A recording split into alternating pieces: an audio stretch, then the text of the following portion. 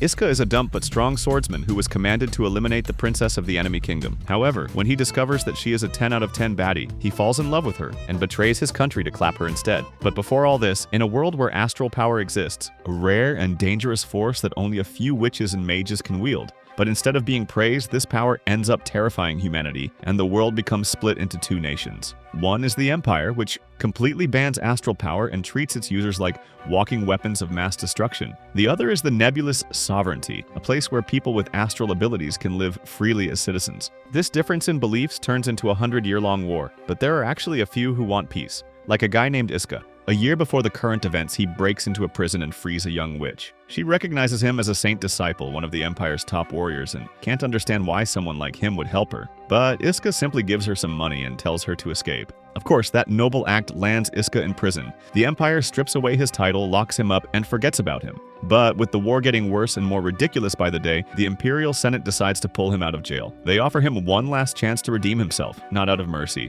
but because they want him to unalive someone they consider a top-tier threat. That target is the Ice Calamity Witch, a pure-blooded, ridiculously powerful astral user from the Sovereignty. She's a descendant of the Grand Witch of Nebulous and is basically the final boss. The Senate agrees to give Iska anything he needs, and he immediately requests for his old team. He later meets with them at a specified location, and the group includes a dead-serious guy named Jin, the ever-playful Nenny, and Captain Mismis, their leader who has larger plots than brains. Shortly after, as the group ventures deeper into the forest, their truck is ambushed by astral forces. This shocks Captain Mismis as they're still within the Imperial territory, but Iska knows that something powerful has already broken through. Then, without any warning, a fire blast targets them, but Iska slices through it like it's a warm-up drill, shocking the enemy mages. Several of them appear, and Jin realizes they're wind mages, who are basically sneaky weirdos hiding underground. He instead asks Nene for backup, and she launches powerful missiles from the van. During the chaos, Iska shows great agility and technique to take down one mage after another, but then, out of nowhere, an earth mage named Rin appears and summons a golem. She's shocked that her forces were defeated so quickly by these pathetic-looking losers. She orders her golem to attack, but Iska casually cuts off its arm like he's trimming a hedge. He then tells the others to assist the front while he handles the rest here. After this, the battle begins,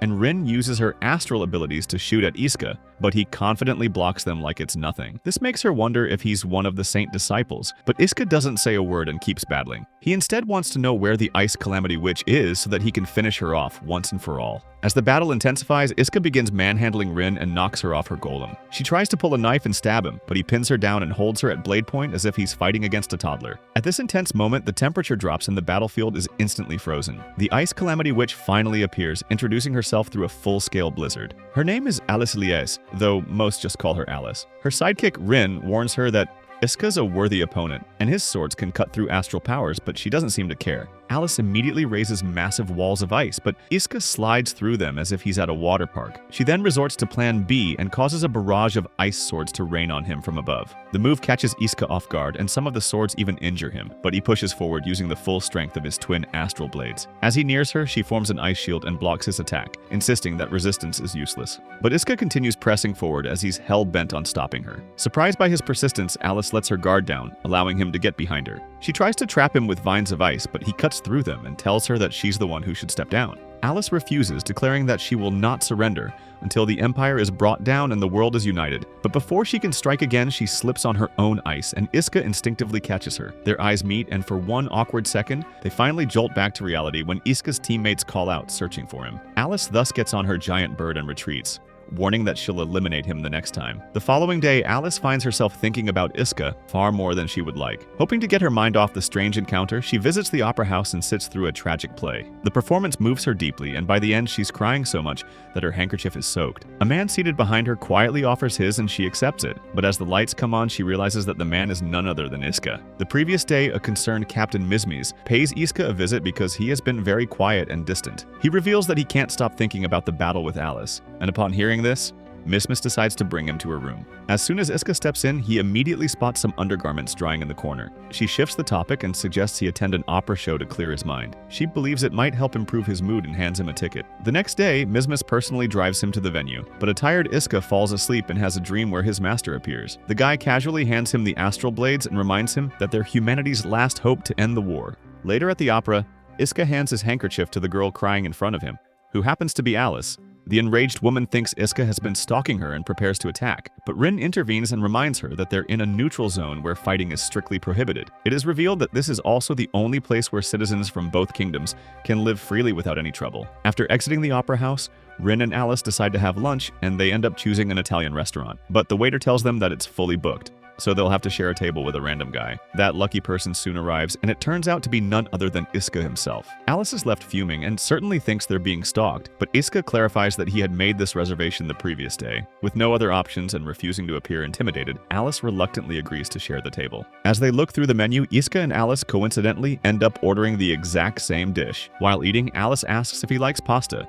and Iska's enthusiasm for creamy sauce makes it pretty clear. Alice begins to see a more human side of him, and they slowly drift into casual conversation. Rin, however, isn't pleased with the developing vibe, and reminds Alice to focus on her meal like a proper noblewoman. That night, Rin tells Alice not to mention anything about Iska to anyone, as he's practically an enemy. She also tells her to throw away Iska's handkerchief, which she's still holding onto. Meanwhile, Iska has another dream, where he's traveling on a train that gets attacked by ugly monsters all of a sudden. He jumps into battle and manages to defeat a few of them, but quickly gets overwhelmed. This is when Alice suddenly appears and uses her astral powers to freeze the monsters. Iska simply watches her in shock, and the next second, he wakes up in real life. The next day, Iska and his team are in the middle of training when a woman named Rishai appears and informs them that she'll be leading their next mission. Turning to Iska, she knows that he's been having trouble sleeping, so she gives him a spare ticket to an art exhibition, as if that's the cure to insomnia. Meanwhile, Alice meets with her mother, the Queen, who is curious about her recent battle with Iska. She explains that he was perhaps a saint disciple, who are regarded as the strongest and the most elite fighters of the Imperial Empire. The Queen then reveals that 100 years ago, their founder battled thousands of Imperial soldiers to protect the Sovereignty Kingdom. She is still alive and in deep hibernation, but her seal is weakening. The Queen suspects that Alice's battle with Iska may have triggered this. Since there are still secrets surrounding the founder's powers, she plans to contact the Astral Institution for an investigation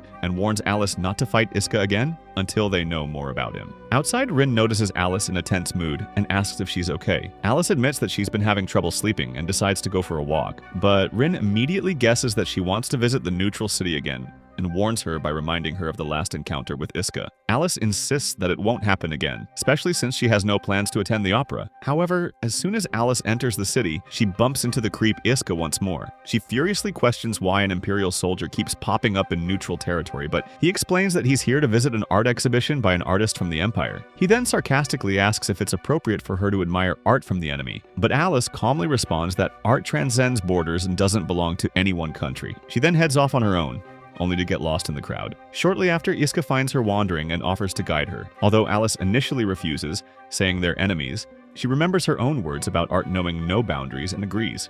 The two enjoy the exhibit together, and afterwards, Alice buys him a drink as a thank you for helping her. But as they sit and chat, Iska falls asleep on her shoulder as if he's just come home from a 12-hour shift. Alice looks at him and quietly reflects that even though they're enemies, she could easily eliminate him right now if she wanted to. The following day, Iska is summoned to the Imperial Senate. The officials praise him for stopping the Ice Calamity Witch and reveal that they're considering making him a saint disciple once again. They explain that this new position would allow him to meet the Emperor, where he could propose the one thing he's always wanted, an end to the war. But since he's still labeled as a pathetic loser and a criminal in the Empire, they say he'll need to earn everyone's trust first by capturing a witch. As the Senate dismisses Iska, his thoughts drift back to Alice. Without wasting time, he calls Captain Mismis and requests permission to skip training so he can visit the neutral city. Mismis agrees but insists on tagging along, as she's bored herself too. Elsewhere, Rin is busy giving Alice a crash course on Iska's secret past. She reveals that he was once the youngest person ever selected to become a saint disciple, but shortly after his promotion, Iska was imprisoned for helping a witch escape. That bit of trivia was apparently scrubbed from all records, making him the Empire's most mysterious good boy. Alice can't understand why anyone would put their own life on the line for a witch, so she asks Rin to dig up information on the girl he helped. After Rin leaves, Alice picks up Iska's handkerchief like it's a souvenir from a forbidden romance. Just then, the Queen arrives and immediately notices Alice's growing interest in her so-called enemy. She reminds her that Iska is still a soldier of the Empire, so he mustn't be trusted at any cost. However, right after the Queen departs, Alice calls Rin and says she wants to return to the neutral city. She hopes to bump into Iska and understand his real motives. The next day, Iska arrives in the neutral city along with Mismis, and just like always, he runs into Alice, who's brought Rin along. Alice jokes that there must be some strange bond between them, since they keep crossing paths in random cities. Mismis wants to know who she is, so Alice introduces herself by her full title, along with her nickname, the Ice Calamity Witch. Upon hearing this, Mismis is left stunned as they're literally trained to hunt witches. They, regardless, walk out of the city and begin talking. Alice wants to know why Iska helped that witch escape, the same incident that led to his imprisonment. He reveals that the witch was just a small girl, and yet the Empire had her locked up. He couldn't accept that kind of injustice and chose to help her, knowing full well what it would cost him. Alice, still skeptical, doesn't get why someone who would do something so noble is now trying to capture her. Iska explains that his goal has always been peace, but since the Empire and sovereignty refused to come to terms, he had no choice but to plan something bold. He believes that taking a purebred like her hostage would force the sovereignty to negotiate. Stunned, Alice believes his intentions are real, but thinks the plan won't work. Even if he captures her, her mother would never agree to negotiate with the Empire. Alice instead offers him a position under her command so they can fight for peace together. But before Iska can respond, the sky cracks open like a large egg, and the founder appears from a massive rift in the sky. Iska and Mismis are both stunned, realizing that the Grand Witch is alive. Mismis instantly suspects Alice's involvement and calls the whole situation unfair,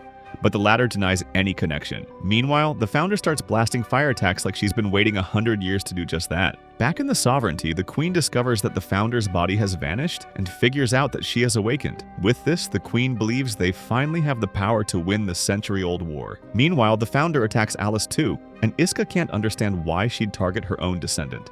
Alice guesses that it might be the astral power's automatic defense system triggering it, although even she's unsure. She then tries to tell him about how she's been missing Iska ever since they met. However, the founder's dramatic entrance ruined everything, just like a drunk uncle showing up uninvited to a wedding. Now furious, Alice decides to fight against the common enemy, alongside Iska. The founder, realizing Alice might be siding with the Empire, declares her an enemy too. She blasts at Alice, but Rin summons a golem to protect her and ends up getting knocked out. He then tells Mismis to take Rin to a hospital and evacuate the area immediately. After this, Iska draws his swords, and the founder instantly recognizes them as the Crosswell blades. She wonders if those were what caused her awakening. Iska is stunned and asks how she knows his master, but she says it doesn't matter because he won't be able to stop her anyway. She attacks again, but Iska and Alice manage to counter her easily. An enraged Alice points out that the founder is no longer a hero in her kingdom, but the witch doesn't care about that, as she just wants to destroy the Empire completely. As the battle intensifies, the founder grows wings like an evolved Pokemon and fires more blasts. She uses ice and earth magic to create a massive lion monster and hurls it toward them. Alice freezes it midair, but then the founder uses a powerful wind spell that nearly knocks them out. Fortunately, Iska manages to catch Alice midair before she is blown away. She tells him to let go because his hands are getting hurt, but he smiles like a creep and insists on holding on. He believes that because they're in a neutral city and they have the same goal, they must work together. Upon hearing this, a reinvigorated Alice begins firing ice arrows at the founder, who blocks them and knocks her away. But Iska pushes forward,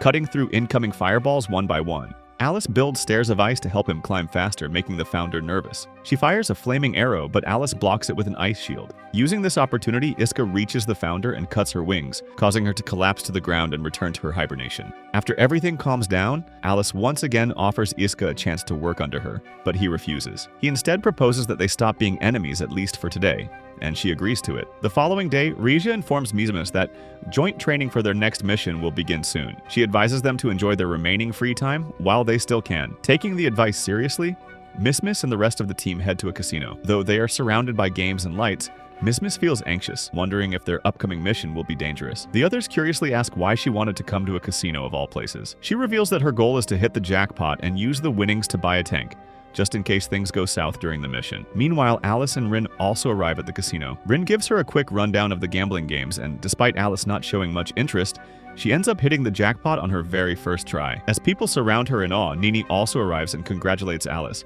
She mentions that if she had that many coins, she would have bought a tank for their captain. Hearing this, Alice decides to give the jackpot to her, stating she has no need for the money. An excited Nene then returns to her group and tells them how a beautiful blonde girl gave her the jackpot. Iska, upon hearing about a mysterious blonde girl, momentarily wonders if it might be Alice, but quickly shakes it off, thinking it's probably just a coincidence. On her way out, Alice spots a fortune-telling shop.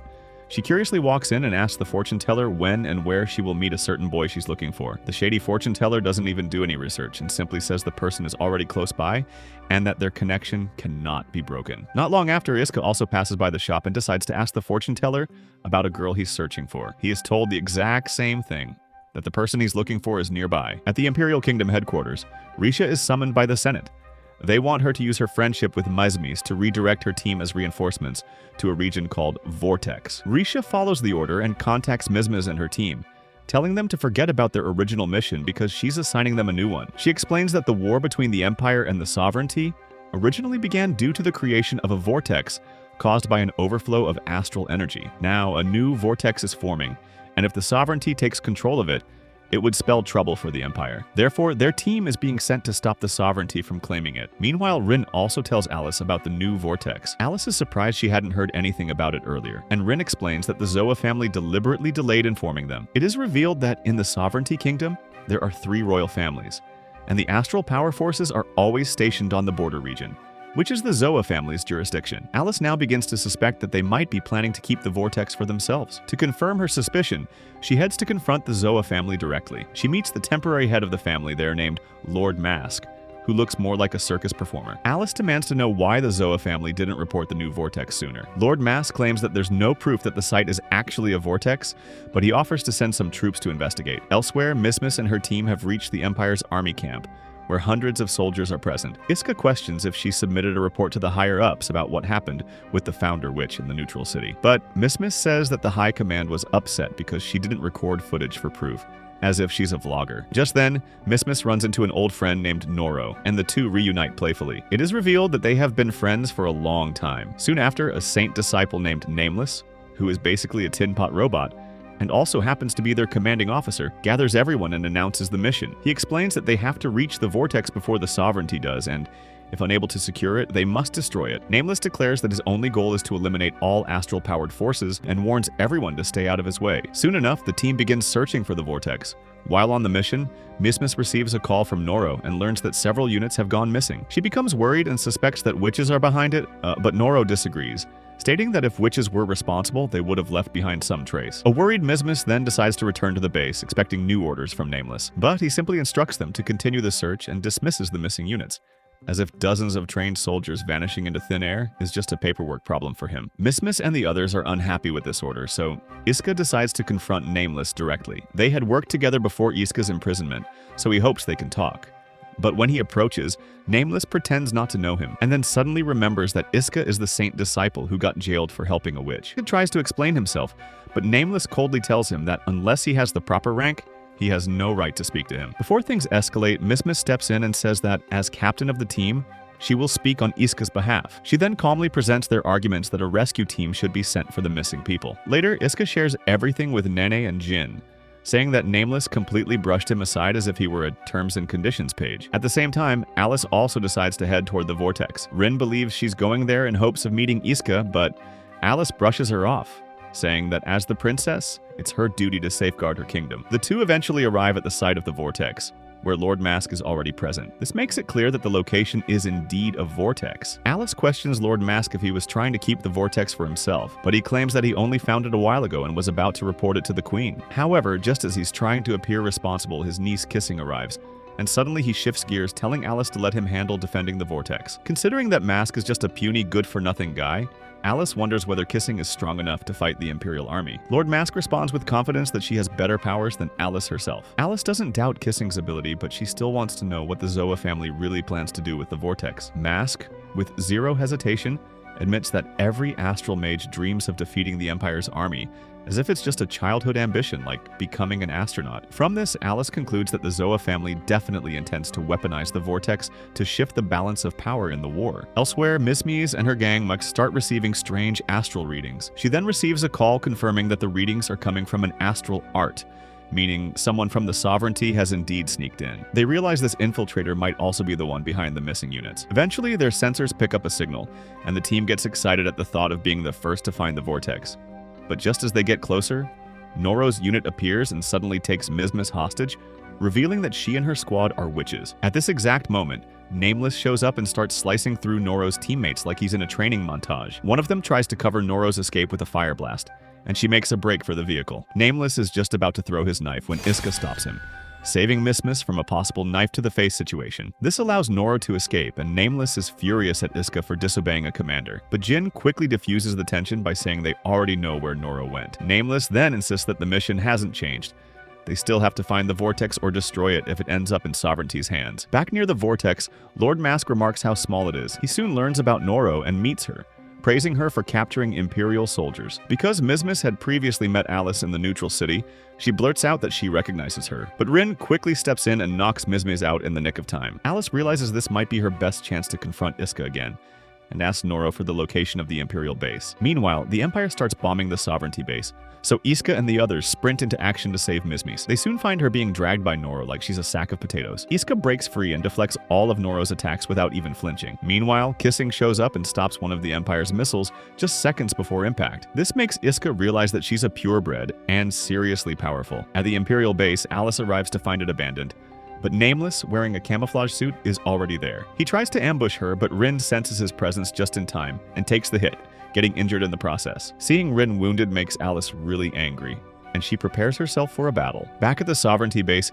Kissing forms massive thorns and launches them at Iska, only to be stunned when he blocks them with ease. She realizes he must be a Saint disciple, one of Empire's top warriors. Kissing then responds by regenerating the previously destroyed missile and slams it down toward him like it's a bowling ball. On the other hand, Alice launches her ice shots at Nameless, but he dodges them and throws her own swords back at her. Rin jumps in again, shielding Alice and getting even more battered. This sends the princess into a fit of rage, so she decides it's time to stop holding back. She thus activates her Great Ice Calamity, freezing the entire area and forcing Nameless to escape. Just when Alice breathes a sigh of relief, she sees a sudden explosion near the vortex and gets worried. Kissing, meanwhile, is certain that the nuke finished off Iska, but he emerges from the flames as if he's an invincible cockroach. Annoyed, she hurls yet another attack, but Iska dodges and knocks her out with a light tap of his sword, like he's just closing the book on an annoying chapter. In the aftermath, Iska and Mizmis decide to take Kissing back to base, but just as they start moving, Lord Mask appears out of nowhere and stabs Iska from behind. He then kicks Mizmis into the vortex before escaping with Kissing. Iska, who's still reeling from the stab, immediately jumps in after her. Surprisingly, Alice also arrives at the scene and jumps inside the vortex to rescue them. She offers to help him escape, but only if he promises to fight her later. Iska accepts and immediately grabs her hand. Just as Alice begins to pull them out, the astral energy inside surges, causing the vortex to explode and throw them out in different directions. Shortly after, Jin and Nenny find their teammates and promptly take them away in their van. Several days pass, and Rin notices that Alice can't stop thinking about Iska. She decides to help by suggesting that they arrange a proper fight between them, hoping that once Alice confronts him, she might finally move on. Elsewhere, a distraught Mizmis falls to her knees and apologizes to her teammates, believing that if she hadn't been kidnapped by Noro, none of them would have had to face such trouble. But Iska reassures her that everything turned out fine and there's no need to dwell on it. Soon Risha shows up and drops a bombshell. They'll have to infiltrate the Sovereignty to capture Queen Nebulous herself. The others are stunned, as sneaking into the Sovereignty is nearly impossible. Like winning an argument with your girlfriend. They ask if Risha has any kind of plan, and she promises to reveal it once all the preparations are made. Meanwhile, in the neutral city, it's revealed that Alice has been searching for Iska for 3 days straight. Rin, who is starting to lose faith, thinks Iska must have died in the vortex explosion, but Alice refuses to believe that and confidently insists that he's still alive. She then tells Rin to search in another direction while she continues on her own. As Rin watches her go, she thinks about Alice's position in the royal family. As a direct heir to the throne, Alice should be spending time building alliances and support among nobles instead of searching endlessly for one Imperial soldier. Hence, Rin decides to take drastic measures to erase Iska from Alice's mind. At the Imperial base, Mizmis suddenly feels an odd tingling in her shoulder. She takes off her jacket to look, only to find a glowing astral crest on her shoulder as if she got a new tattoo. Iska steps forward to calm her and gently asks if she has any idea how she got it. Mizmis is just as confused as everyone else, but Jin theorizes that it must have happened when she fell into the vortex. He believes the explosion may have been caused by an astral spirit, and during that moment, it somehow possessed Mizmis. Jin suggests they can confirm whether the crest is real by showing it to the research institute, but Nene warns that if the Empire finds out, they might execute her for being a witch. Iska then presents Mizmis with 2 options. She can either surrender and they'll try to get her sentence reduced, or she can hide the crest and rely on the team's support to stay safe. Mizmis fears that if she's caught, everyone will be punished, but the others insist that they'll follow her decision because they're a team. Hearing this, Mizmis breaks down in tears and says she wants to remain as their captain, especially now that they've finally come back together as a real unit. On the other side, Alice finishes another long day of searching and still hasn't found Iska, simply because he hasn't shown up in the city yet. Still, she remains determined to keep returning every day until she sees him again. Meanwhile, Iska meets with Jin and discusses how they might keep Mizmiz's crest hidden, since the Saint Disciple could easily detect it. Jin worries that if the crest becomes unstable or triggers a reaction, she might be declared a traitor just like Noro. The next day, Iska brings Mizmiz to the neutral city to relax. As he watches the peaceful citizens around them, Mizmiz walks off to grab drinks for them. Shortly after, Alice arrives at the spot looking for her Romeo and eventually finds him sitting on the bench. She asks what he's doing here, and Iska replies that things in his unit aren't going well and he's been thinking about that. Alice wants to know more, but Iska refuses to explain, reminding her that they're still enemies. As they talk, Alice leans in a bit too close, almost as if his hormones are attracting her. But this is when Rin appears and sees them, prompting Alice to immediately jump up and try to explain that it wasn't what it looked like. Although annoyed, Rin gives Alice a drink and offers one to Iska too, calling it a gift from her. But as soon as he drinks it, his head starts to feel heavy, and he collapses. Rin then admits that she had spiked the drink, assuming he would never drink anything they gave him. But now that he has, he'll believe that the Sovereignty tried to poison him. That way, he will finally see Alice as a real enemy and stop talking to her. Alice is clearly upset and tells Rin she didn't appreciate what she did, but the unmoved assistant suggests they take Iska into custody. At this moment, Mizmiz returns and demands an explanation as to what's happening.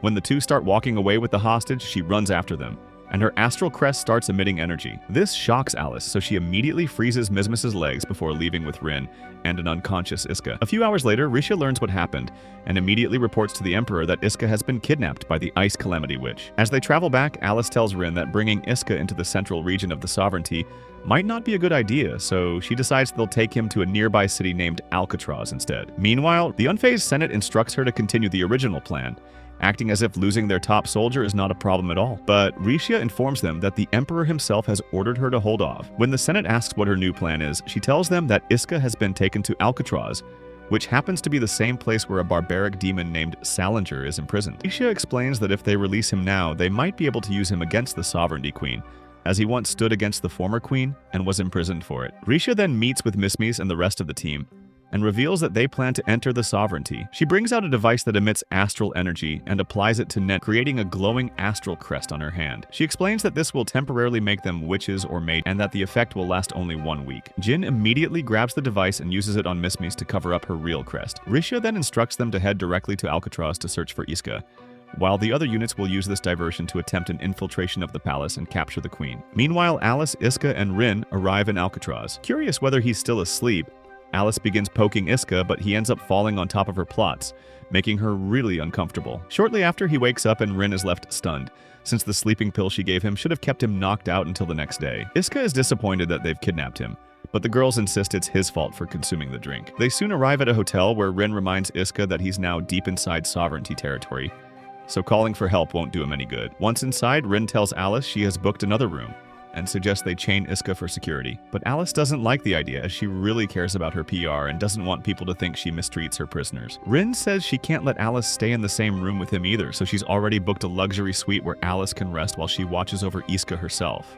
Meanwhile, Mizmiz and the rest of the team successfully enter the Sovereignty. Risha contacts them and explains that Alcatraz is actually a private sector where the Sovereignty accepts and holds criminals from other countries in exchange for money. Jin asks whether all criminals here are astral mages, and Risha starts listing dangerous inmates. She is about to mention Salinger, but stops herself, not wanting to reveal her full plan just yet. Shortly after, the group meets Risha in person, and she directs them towards Olalukan prison, as that's likely where Iska is being held. Back at the hotel, Rin takes a knife and deliberately cuts her own hand. The deranged girl now plans on framing Iska for attacking her, so that Alice sees him as a dangerous Imperial soldier. Meanwhile, Alice gets hungry and walks over to their room to ask about dinner. But as she enters, she sees Rin trying to stab Iska and immediately stops her. On the other side, Jin, Mizmiz, and Nena sneak into the prison, but Risha has gone her separate way. This makes Mizmiz question whether Iska is even here, and says that a saint disciple like Risha wouldn't risk coming here unless she was sure. Back at the hotel, Alice locks herself to Iska with a chain, certain that he can't drag her heavy weight. She then declares that she'll be watching over him and tells Rin to leave. Shortly after, a worried Iska starts asking the important questions.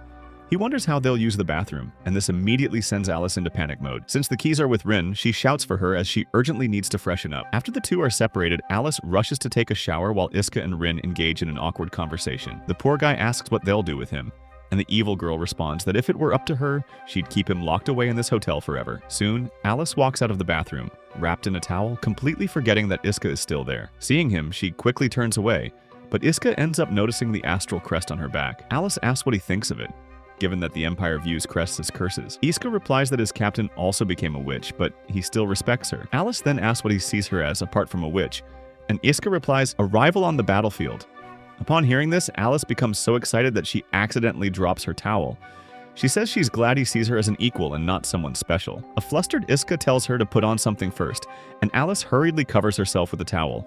But then she creepily says that since he saw her body, she should get to see his in return. Meanwhile, Risha infiltrates the heavily guarded sections of the prison and finally meets with the notorious beast, Salinger. He's just casually relaxing on a bench, as if he's about to get a massage, and Risha comments on how young he is despite being locked up 30 years ago. She wonders if he's the real Salinger, but he takes it as an insult and warns her to get to the point. Risha then reveals that she plans to break him out of jail so that he can help capture the queen. The demon immediately accepts, not because he wants revenge, but because he's just bored of sitting behind bars and wants to step out and become king now. Back at the hotel, Iska has a tough time falling asleep, and he just enjoys the view like he's at a vacation resort. But Alice ruins the mood by explaining that this area actually sits above a massive underground prison full of dangerous criminals. She then goes on to reveal that the country's most dangerous criminal, the demon Salinger, is also held up in one of the underground cells. That surprises Iska, and he asks why she refers to him as a demon. Alice explains that he once attacked the former queen and has inexplicable powers that can destroy the kingdom in an instant. Just then,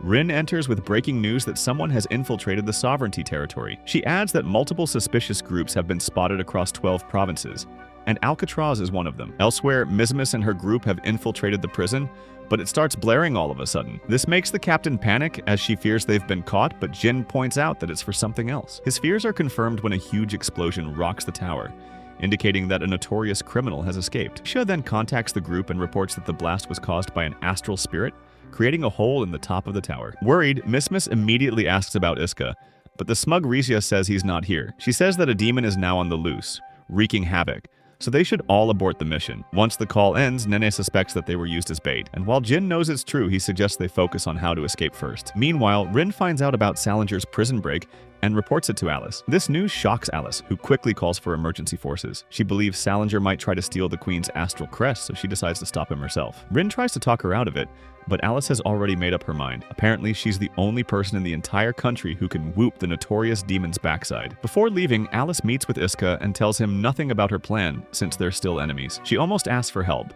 but changes her mind and instead hands him a handkerchief, replacing the one she previously gave. At the prison, the guards are closing in and Jin realizes that there are too many of them. He thus thinks of a plan to distract them so the others can launch an attack. However, Mismi insists on being the decoy and runs in front of the guards while flaunting her astral crest. They soon corner her and are about to finish her off, but Jin and Nene zap them with their guns in the nick of time. Back at the hotel, his phone starts ringing, and he realizes that Alice forgot to hide it. He quickly answers and finds Mizmis on the call, asking where he is. Iska reveals that he's chilling in a hotel room alone, and that the Ice Witch is heading towards the prison. To his utter shock, Mizmis reveals that they're already inside the same prison. He asks what they're doing there, but Jin jumps on the call and urges him to meet them as soon as possible. He says he can't escape because he's still in handcuffs, but then he suddenly remembers the handkerchief Alice gave him. He looks inside it and finds the keys to his cuffs in a really romantic fashion. Meanwhile, Alice and Rin arrive near the prison and are welcomed by a huge ball of fire, but they manage to escape just in time.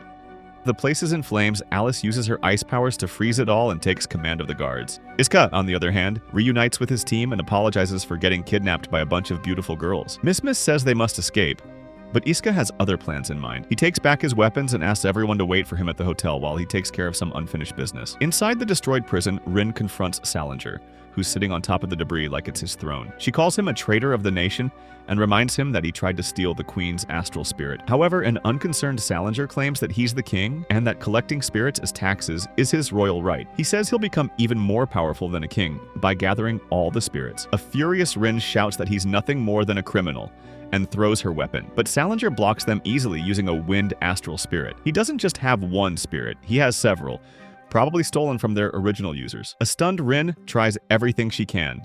She summons her golem and tries to bind him with rocks, but he easily overpowers her and throws her aside. As if that wasn't enough, Salinger brags about having a pure-breed earth astral spirit, saying hers is nothing in comparison. That angers Rin, who realizes his power came from stealing the royal bloodline spirits. She declares that he'll face severe punishment, but Salinger tells her to shut up as he's tired of her barking. He mocks the royal family for being too soft to unleash their full power. Then he hits Rin with an invisible blast, sending her crashing down, bleeding. He complains that this fight is no fun, and it's like he's beating up a puppy. As he moves in for the final blow, Iska suddenly arrives and slices his attack in half. Salinger is stunned that someone could block his invisible strike that easily, but now the real battle is just getting started. Iska asks Rin if this is the guy who's considered Alice's enemy. Once she confirms it, Iska agrees to fight Salinger, but only on the condition that Rin won't stop him or his friends from returning to the Empire. She doesn't exactly say yes, but her silence is enough for Iska to begin the battle. Salinger, on the other hand, is confused as to why a soldier from the Empire is trying to stop him in the first place. Meanwhile, a man in a fancy suit named Schwartz, who happens to be the butler of Alice's younger sister Sisbel,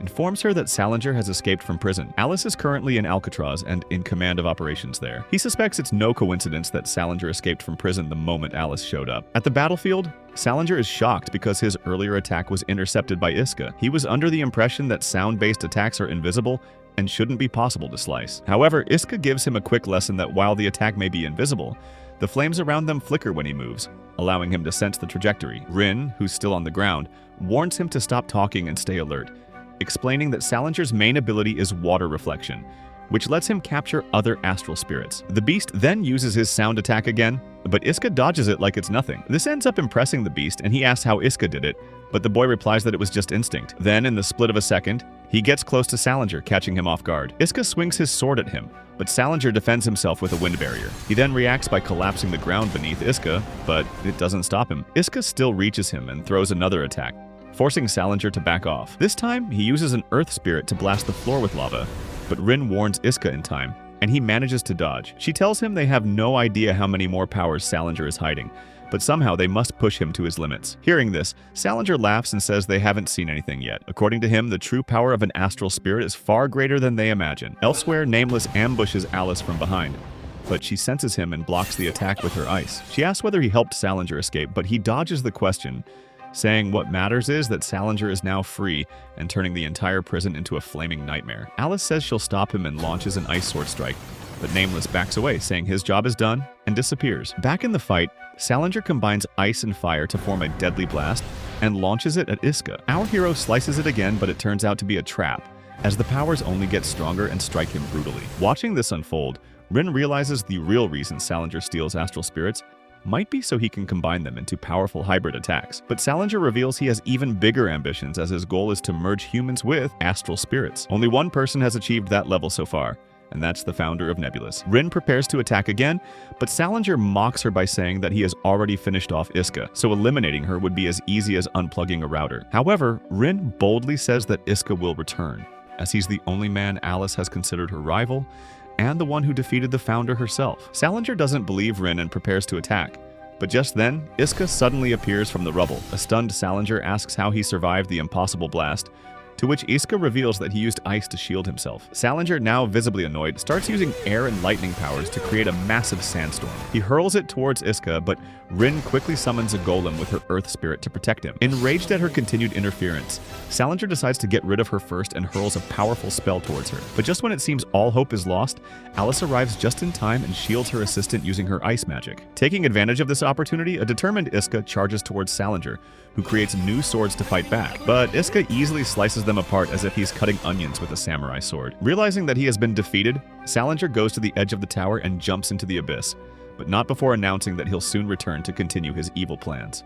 In the aftermath of the incident, Rin does a quick survey of the damage and learns that all the other escaped prisoners have been caught. The Imperial soldiers have also retreated, bringing a great sense of relief to Alice. Elsewhere, it's revealed that the suited person who fought Alice was actually Risha. She meets with the real Nameless and complains that she never wants to wear that pathetic piece of a suit again. Nameless responds that she doesn't have to, as 2 special units have infiltrated the sovereignty's central provinces, meaning they now have a clear view of the Queen's palace. He adds that the Senate will be pleased, and it's time to inform the Emperor. On the other hand, Iska regroups with his team, and they finally manage to leave the sovereignty. He's now determined to find a solution for his captain's astral crest, which is still a threat. Later that night, Alice praises Rin for fighting bravely against the monster, but the assistant claims she couldn't have done it without Iska's help. Hearing his name, Alice drifts into her happy place and starts smiling, but Rin reminds her that he's still the enemy. She nonetheless admits that he saved her life and is an honorable fighter. Meanwhile, it turns out Sisbel has been spying on them using her magical powers. She realizes that they're referring to Iska, the same person who freed her from prison a year ago. Elsewhere,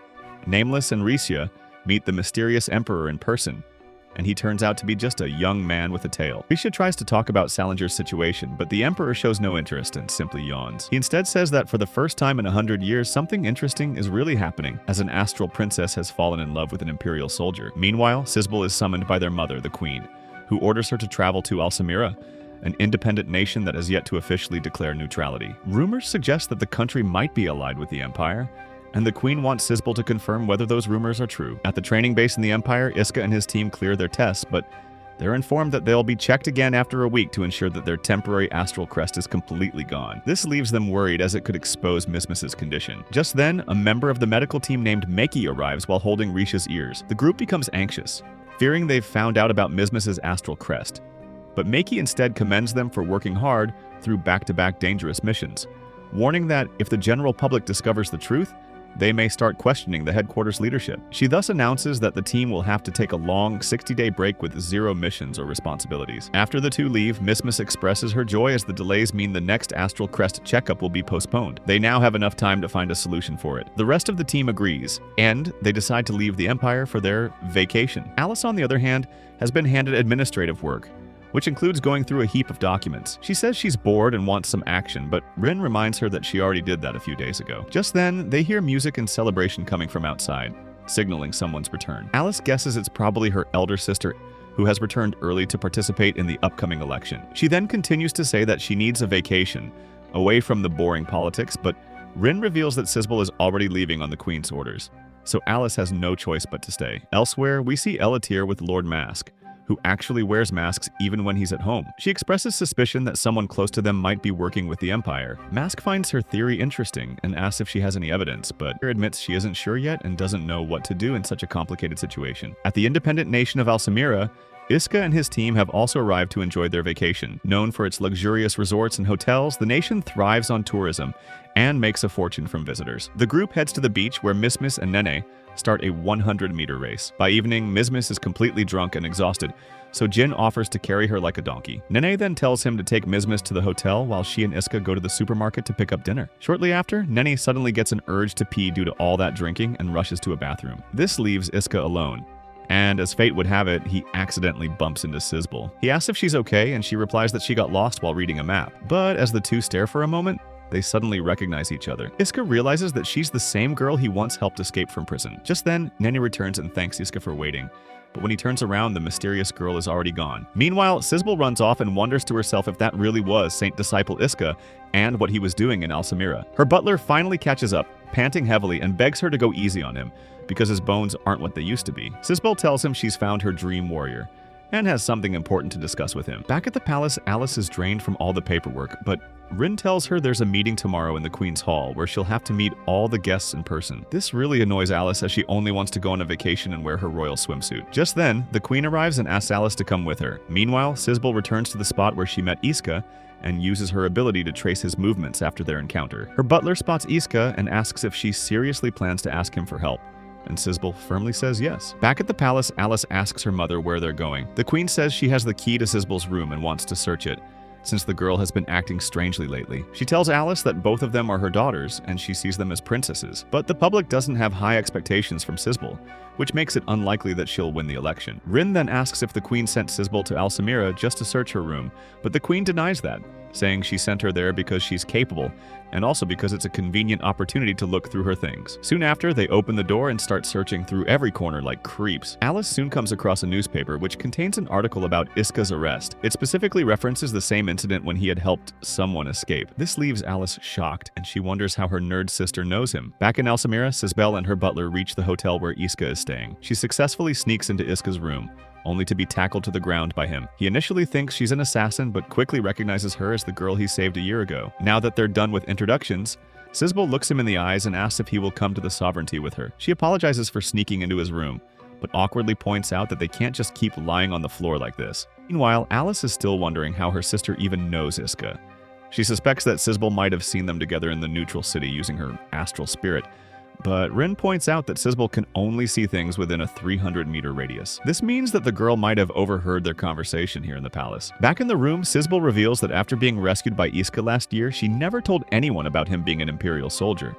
So she's here to thank him properly by gifting him a bracelet. But Iska refuses, as he's certainly not a gold digger. and has bigger goals. Sisbel claims that she unintentionally ruined his status and respect, and now wants to help him restore what he lost. But to do that, she needs him to come with her to the sovereignty. When Iska asks who she is, she responds that she works in the royal palace as a servant. He still doesn't understand why she needs his help specifically, to which Sisbel responds that she can't trust anyone right now. She then starts to get emotional and says she will return again to meet him. Then she quietly leaves, though Iska notices she left the bracelet behind. On the other side, Rin tells the queen that they didn't find anything strange in Sisbel's room, but she has an idea. She suggests that Lady Alice be sent on a long-distance solo trip to the same country where Sisbel is staying so that she can talk to her sister directly. That way, Sisbel might feel comfortable enough to open up about whatever's going on. The queen likes this suggestion and immediately gives the trip a green light. Meanwhile, the Imperial Senate learns that the queen's daughter, the pure-blood witch Sisbel, is currently in Alsamira. They realize this is the perfect chance to capture her,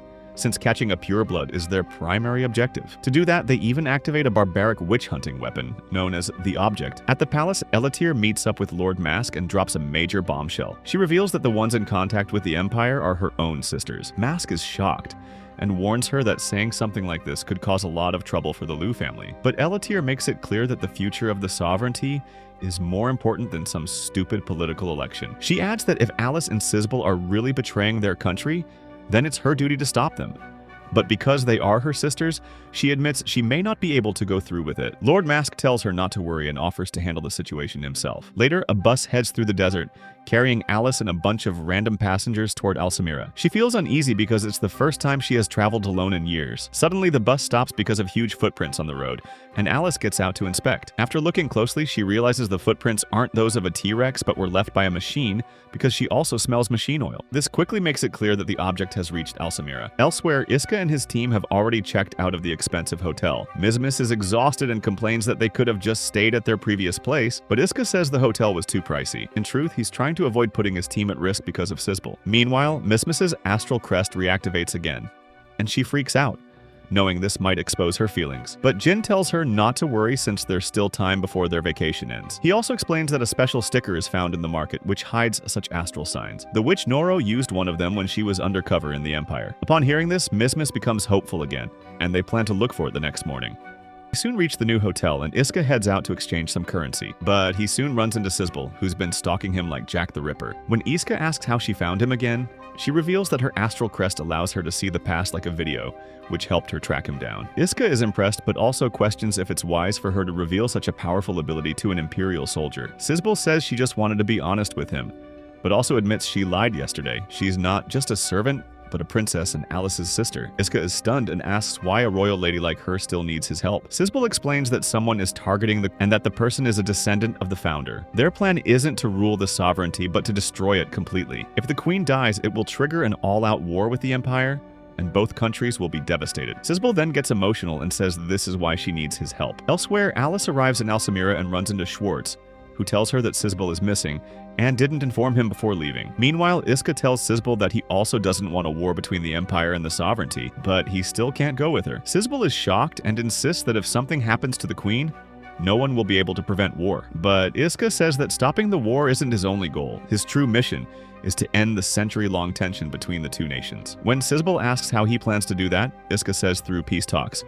But she tells him that the people of her country would rather date a cockroach than forgive the Empire. Iska agrees that it won't be easy, but says someone from the sovereignty also shares his dream of peace. Before he can reveal Alice's name, Lord Mask suddenly shows up with his soldiers.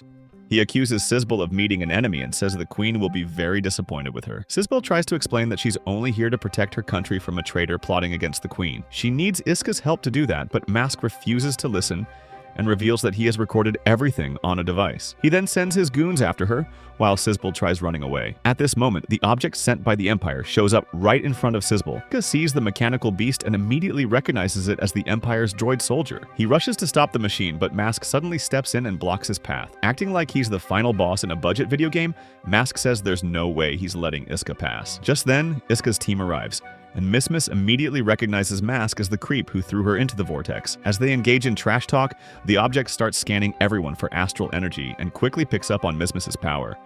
But it's Sisbel who emits the strongest energy, so the machine locks onto her like a bloodhound on caffeine. Mask also orders his men to capture Sizzle, but before they can move, the machine decides the soldiers are in its way and casually wipes them out like crumbs on a dinner table. It then sends a massive energy blast towards Sizzle, but Iska slices it in half like a magician cutting his assistant out of a box. Nene then shows up, telling Iska she just needs a moment to ready her weapon. While she charges it up, Iska attacks the object relentlessly, but fails to cause any sort of damage. Soon after, Nene announces her weapon is ready and fires a powerful blast that seemingly destroys the object. On the other hand, Lord Mask catches up with Jin and injures one of his hands, but the latter pulls out a gun with his other hand and fires a shot. However, the bullet is intercepted by the recorder, which absorbs the impact and saves his life. The only upside is that the recorder, which contained evidence against Sizzle, is now toast. An enraged Mask then tries something dramatic and spreads gasoline barrels all over the area, ordering his men to burn them down. But their magic fails because Mizmus's crest is generating wind and disrupting the flames. Mask realizes she must have awakened her powers in the vortex